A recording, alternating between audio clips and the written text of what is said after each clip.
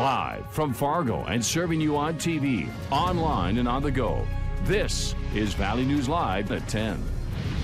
We're continuing to follow the story of a West Fargo boy facing a mysterious foe. We first told you about Landon Solberg and his special relationship with Bison Athletics ahead of NDSU's national championship win in Frisco. Landon is at Mayo Clinic in Rochester, Minnesota, in search of a win himself, hoping doctors can figure out what's causing swelling and fluid on his brain. Reporter Linda Ha has the latest. They have this bed that they lay me on, and then they pump it up, and then I go in the machine, and then when you're in there, there's like 2 lights going through, and they have this mask around your face to keep you in. And it's really loud, and then you just wait until it's over. It's just a bunch of noises. Despite the battle in front of him, Landon continues to stay positive. The way he goes into each and every one of these surgeries in which they're performing it on your brain, so they're scary surgeries, and he goes into them just with a clear mindset and is never afraid. Landon says he feels better since his first visit to Mayo, but the thing he misses the most is his school. At school, I get to see all my friends, and at home, I just sit and do homework. Doctors at Mayo Clinic will be performing proton radiation treatment 5 times a week for 6 weeks. That's going to be a challenge for our family because we do have an 8-year-old daughter and a 1-year-old son. So we are going to have to figure out how to change our lifestyle during that 6 weeks. His mother is hoping for a miracle, but wants to be prepared for what's ahead. It's nothing that you want to see your child go through. As a parent, you feel such heartache. Travis Solberg says the experience opened his eyes and reminded him time is limited. There's a lot of things that it's easy to put it off and say, hey, let's do that next year. Then you start to regret things like that and say, hey, if it comes up again, we're just going to do it. Why wait around and waste time? The Solbergs say Landon is being brave through it all. He's never said, why me? He just says, no, we can do this.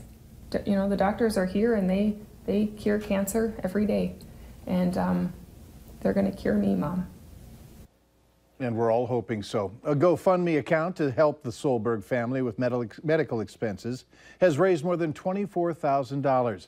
The family is also selling Landon's Light T-shirts and bracelets. And we have links to those along with our previous story on NDSU athletic support for Landon attached to this story on our website, valleynewslive.com.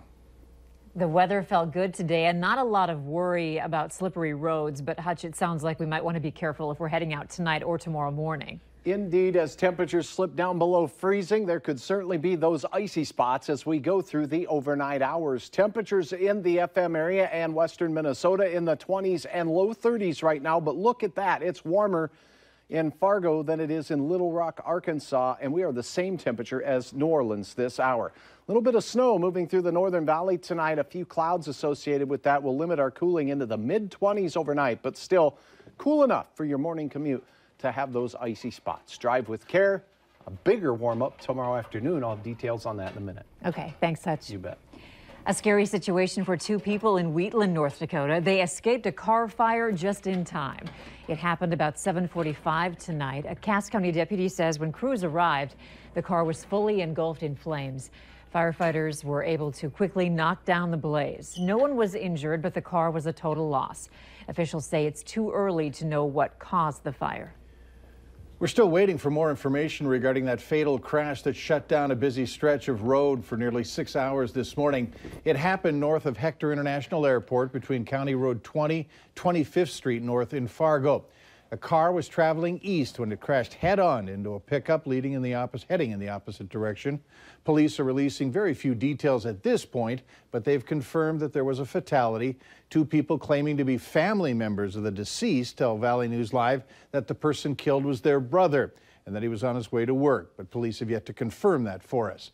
Police do say they don't know the exact cause of the accident or if weather played a role. The numbers of organ donors have never been higher, but nationally, some are attributing the increase to opioid overdoses.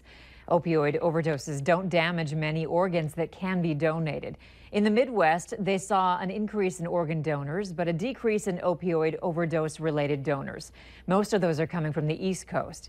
Today, we talked with a man who is an ambassador for organ donation. His father had been the recipient of 3 separate organ donations, but it was back in 2010 when he lost his 11-month-old granddaughter in a car accident that he began getting active and spreading the word about organ donations. They're afraid that the doctors won't try as hard to save them because, somebody else needs a heart, somebody else needs a liver, something like that. So they're afraid of that, and that's absolutely false. His granddaughter would have turned 9 years old yesterday. We have that full story on our website, valleynewslive.com. It certainly can happen, cold winter temperatures freezing your pipes. But what may be eye-opening is how dangerous trying to thaw them yourself can be. Yesterday in Jamestown, an apartment complex caught fire when someone tried using a heat gun. And last week, just outside the Twin Cities, a woman lost her life while trying to use a kerosene heater. Valley News Team's Ashley Holcomb tells us the do's and don'ts of thawing frozen pipes. They block the flow of water and the flow of your day. Frozen pipes are a pain, but they are things you shouldn't do while trying to unfreeze the drain. You don't want to use open flames. You especially don't want to use those in spaces where combustibles are. Fire officials say items like this heat gun should be used only by professionals because it only takes seconds for items around pipes like these to catch fire. So what is safe? The American Red Cross recommends using a portable space heater, a hairdryer, or even hot towels. But Tony Gray of Home Heating and Plumbing warns. Make sure that you're supervising the whole operation until you have water back on. And if you have a pipe that is consistently causing issues, leave the water run on a small trickle to keep water movement in there, and that'll help the line from not freezing. But if you're not confident in your thawing abilities, give us a call and we'd be happy to take care of you. In Fargo, Ashley Holcomb, Valley News Live. Experts say another way you can avoid frozen pipes, keep the thermostat in your home set to the same temperature both during the day and at night. Downtown on Ice has officially kicked off in Fargo. The skating rink, warming house, and all the fire pit amenities are open for all ages to enjoy. Officials say the rink has been a huge success, and it truly is one of the best ways to spend the afternoon or evening downtown.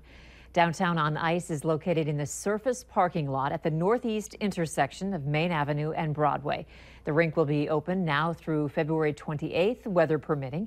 It's open weekdays from 4 to 8 and weekends from 12 to 8. How many of you are taking some kind of medication, maybe more than one? Later on Valley News Live at 10, making sure that you're not close to having a drug interaction.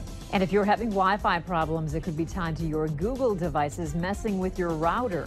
Details to come.